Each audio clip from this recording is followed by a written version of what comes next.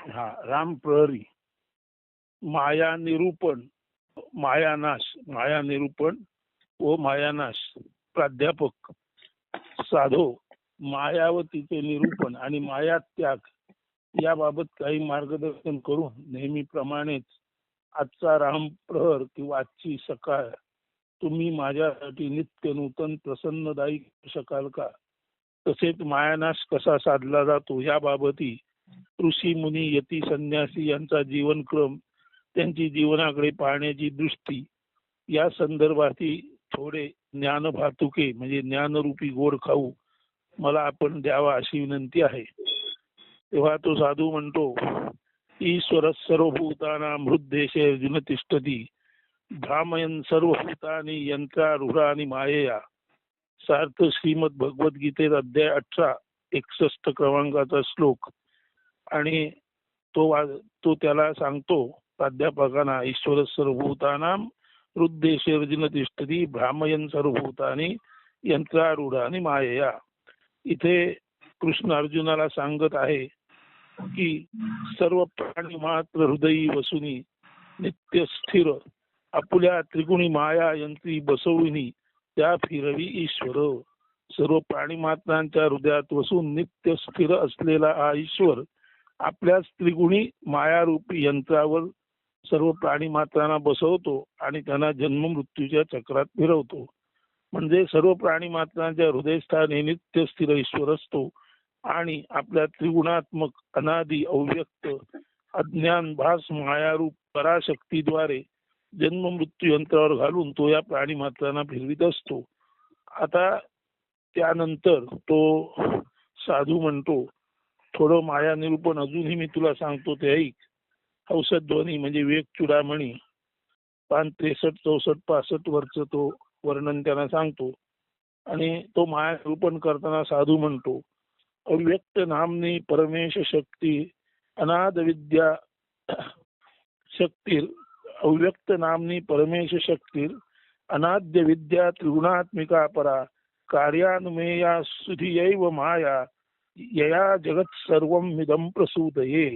म्हणजे अव्यक्त नामे त्रिगुणात्म राही अनादि अविद्या पराईश शक्ती कार्यानुमानी तिज पंडित जाणताती विश्वोत्पत्त्योगी मायेचे पोटी. म्हणजे परमेश्वराची त्रिगुणात्मक पराशक्ती अनादि अव्यक्त म्हणून ओळखली जात असून ती अज्ञानयुक्त भासमान मायारूप आहे. तिच्या पोटीच अवघे विश्व जन्माला येते. विश्व येणारे जाणारे असल्याने विश्वशक्ती किंवा ही त्रिगुणी परमेश्वरी शक्ती सुद्धा कायमस्वरूपी तशीच्या तशीच राहणारी नसते. ती त्रिगुणात आलटून पालटून फिरणारी रूपांतरित होणारी अशी असते. तिच्या या सतत आलट पालट होणाऱ्या स्थितीमुळेच तिला माया म्हणून अनुमानाने पंडित जाणतात. विश्वाच्या अनित्य स्थितीवरून तिला निर्मिणाऱ्या शक्तीचे अनित्यत्व जाणले जाणे येथे ध्यानात घ्यायचे आहे की शक्तीचे अनित्यत्व म्हणजेच माया होय. मायेबद्दल म्हणतात या मा सा माया. या म्हणजे जी, मा म्हणजे नाही, सा म्हणजे ती, माया म्हणजे माया. या मा सा माया म्हणजे जी नाही पण असल्यासारखी वाटते ती माया. ज्ञानी माणूस ज्ञानाने या शक्तीला वास्तवात ती नाही असे ओळखू शकतो. ज्ञानी माणूस ज्ञानाने या शक्तीला वास्तवात ती नाही असे ओळखू शकतो. म्हणूनच या जगालाच माया म्हणतात.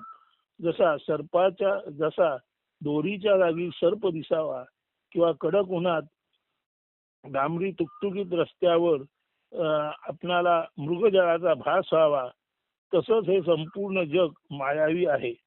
पुढे जाऊन साधू म्हणतो, सन्ना प्रसन्ना पिभयात्मिकानो भिन्ना प्रभिन्ना पिभयात्मिकानो संगा पिनंगा पिभयात्मिकानो महाद्भूता निर्वचनीय रूपा न सत न असत अथवा सदसत उभय रूपती नसे न भिन्न अभिन्न अथवा भिन्ना भिन्न उभय रूपती नसे न सांग न अनंग अथवा सांगानंग उभय रूपती नसे परंतु केवळ अद्भुत माया अनिर्वचनीयती असे.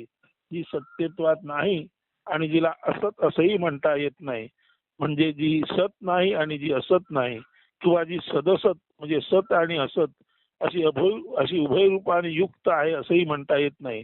जिला भिन्नही म्हणणे योग्य नाही आणि अभिन्नही म्हणणे योग्य नाही, किंवा जिला भिन्नाभिन्न असे उभयरूपी म्हणता येणार नाही. जी शरीरी आहे असेही नाही आणि जी अशरीरी आहे असेही नाही, किंवा जी सांगानंग अंग आणि अनंग म्हणजे अंगासहित आणि अनंगासहित, म्हणजे जी शरीरी किंवा अशरीरी नाही, किंवा जी सांगानंग नाही म्हणजे शरीरी व अशरीरी अशी उभयरूपी नाही, मात्र जी अद्भुत विलक्षण आणि वर्णन करण्यास अशक्य आहे अशी जी तिला माया म्हणतात. पुढे शुद्धा द्वय ब्रह्म विबोध नाश्या सर्पभ्रमो रज्जु विवेकतो यथा रजस्तमा सत्वमिति प्रसिद्धा गुणास्तुदीया प्रथिते स्वकार्येहि. अद्वैत शुद्ध ब्रह्मज्ञानी माया नाश केवळ शक्यतो असे. अद्वैत शुद्ध ब्रह्मज्ञान झालं तरच केवळ मायानाश शक्य असतो. अद्वैत शुद्ध ब्रह्मज्ञानी मायानाश केवळ शक्यतो असे. दोरी ज्ञान जरी होता दोरीतील सर्प भ्रमनाश होत असे. सत्व रजतम त्रिगुण ख्यात माया त्यात कार्यरत असे. केवळ अद्वैती शुद्ध ब्रह्माचा बोध झाल्यासच मायेचा नाश शक्य असतो. जसे दोरीला दोरी म्हणून जाणल्यास त्या विवेकातच दोरीमध्ये भासणारे सर्पाचे भय नष्ट होऊ शकते, तसेच सत्व रजतम हे प्रसिद्ध त्रिगुण मायेचेच असून त्या गुणांमध्येच मायाचक्र फिरत असते. आता पुढे हा मायेचा नाश करण्यासाठी पुढे जाऊन हा साधू म्हणतो, परत एकदा हौसध्वनी पान 165 वरती 256 क्रमांकाचा श्लोक आहे. निर्विकल्प कमनल्पमक्षरम यक्षराक्षर विलक्षणम परम. निर्विकल्प कमन कमनल्पक्षरम निर्विकल्प कमल एक मिनिट निर्विकल्प कमनल्पक्षरम निर्विकल्प कमनल्पक्षरम यक्षराक्षर विलक्षणम परम नित्यमव्यय सुखम निरंजनम ब्रह्मतत्वमसि भावयात्मनी. म्हणजे मायातीत अनंत अविनाशी क्षराक्षर भिन्न जे असे शाश्वत नित्य सुखरूप निर्दोष जे ब्रह्मतेची तू भाव धरीत राहिजे. ज्याला माया स्पर्शू शकत नाही, जे नाशिवंत शरीर आणि अविनाशी आत्मा यांचे अतीत आहे आणि नेहमीसाठी जे शाश्वत आनंददायी आणि निर्दोष निष्कलंक आहे, ते ब्रह्म तूच आहेस असा दृढ भाव तू तुझ्या अंतःकरणात धारण कर.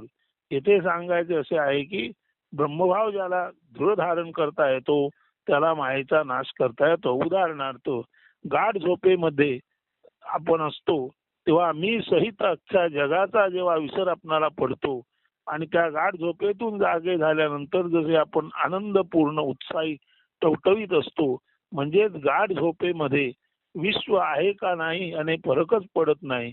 तिथे माझे असणे नसणे सुद्धा फरक पडत नाही.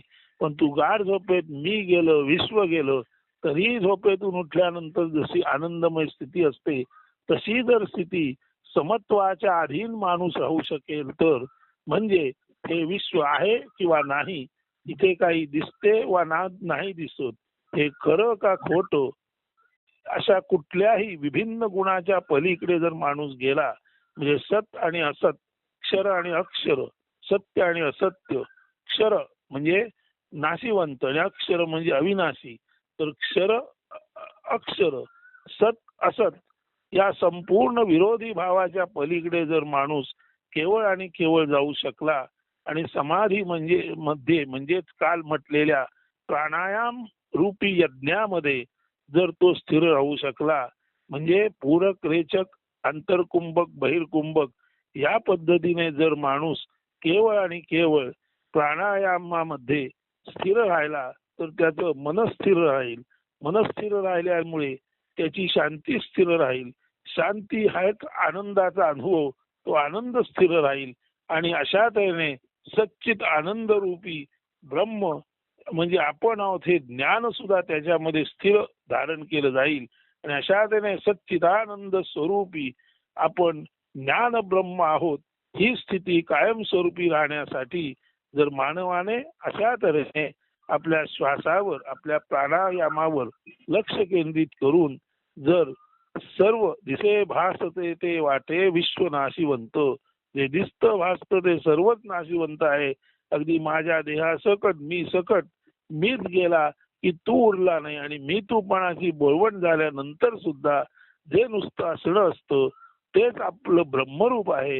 हे जर प्राध्यापक हो तुम्ही आपल्यामध्ये दृढ धारण करू शकलात, आणि अभ्यास योगाने म्हणजे सततच्या निशिदिनी ध्यासाने जर तुम्ही यामध्ये सिद्धी प्राप्त केलीत म्हणजे काय, तुम्ही स्वतःच ब्रह्म आहात याचा अनुभव नित्य निरंतर तुम्ही घेऊ लागलात, तर नाही सत्व रज तम ही त्रिगुणी माया उरणार, नाही पंचकोश उरणार, नाही मी तू उरणार, आणि नाही ज्याला आपण म्हणतो शाश्वत अशाश्वत उरणार, नाही सत उरणार, नाही असत उरणार, आणि सर्व काही गेल्यानंतर सुद्धा जे असणेपणी असतं असं जे तुम्हाला जाणवतं, ज्यामध्ये तुमचं मन स्थिर असतं, ते शांतीपूर्ण असतं.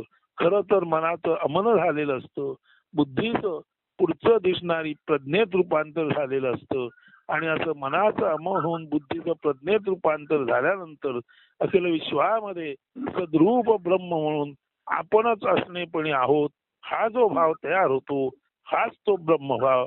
आणि या ब्रह्मभावामुळेच केवळ मायेचा नाश शक्य आहे. प्राध्यापक हे जर आपण आपल्या हृदयात आपण दृढ धारण केलं, आणि निशिदिन मार्गे म्हणजे निधिध्यास मार्गे निशिदिन अभ्यास मार्गे जर तुम्ही वाटचाल करत राहिलात, तर निश्चितच तीव्र आवेग शक्तीमुळे, तुमच्या तीव्र तळमळीमुळे, तुमच्या ब्रह्मप्राप्तीच्या तीव्र इच्छेमुळे तुम्ही स्वतःच ब्रह्म असल्याचे ज्ञान तुम्हाला होईल, आणि सहजासहजी तुम्ही मायेच्या बाहेर येऊ शकाल. आजच्या ज्ञानाने पुन्हा एकदा आश्चर्यचकित होऊन आणि ब्रह्मभाव हृदयात दृढ धारण करून प्राध्यापक आपल्या नित्य ज्ञानदान यज्ञाकडे परतले. तेव्हा माया निरूपण आणि मायेतून बाहेर येणं, ब्रह्मभाव धारण करणं, हे जसं प्राध्यापकांनी समजून घेतलं तसं आपण समजून घेऊया आणि त्या मार्गाने जाऊया. श्रोते हो, तुम्हाला जरूर वाटत असेल की ब्रह्म आत्म या आणि याबद्दलच आपण का बोलतो, याचं सरळ कारण असं आहे की ब्रह्म आणि आत्म याशिवाय उरलेला सर्व संसार आपण करतच असतो, आणि त्या संसारामध्ये ते काय असतं ते सर्वांना तोंडपाठच असतं, आणि त्या तोंडपाठ असलेल्या गोष्टीमध्ये परिपाठामध्ये आपण नेहमी डुंबतच असतो. सुखदुःखामध्ये आपण स्वाभाविकपणे नाचत असतो किंवा कणत असतो, कुंतत असतो. आपणाला अत्यानंद आणि अत्यंत खेद या दोन्ही अतिरेकी अवस्थातून बाहेर पडून जर समत्वामध्ये येऊन समाधीत यायचं असेल, तर ब्रह्मभाव ही आणि हीच खरीखुरी ब्रह्म समाधी आहे. त्या प्राप्तीखेरीज आपण याची देही याची डोळा अतीव समाधानाने समत्वाच्या अधीन होऊन निरतिशय आनंदाने जगू शकत नाही. म्हणून हे सर्व पुन्हा पुन्हा सांगितलं जातंय.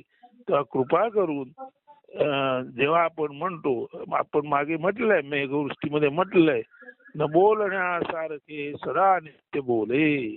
साधू संत सर्वसाधारण इतर कोण बोलत नाहीत तेच नित्य बोलतात, कारण सर्वसाधारणपणे 99.99% जनता संसाराचं बोलतच असते.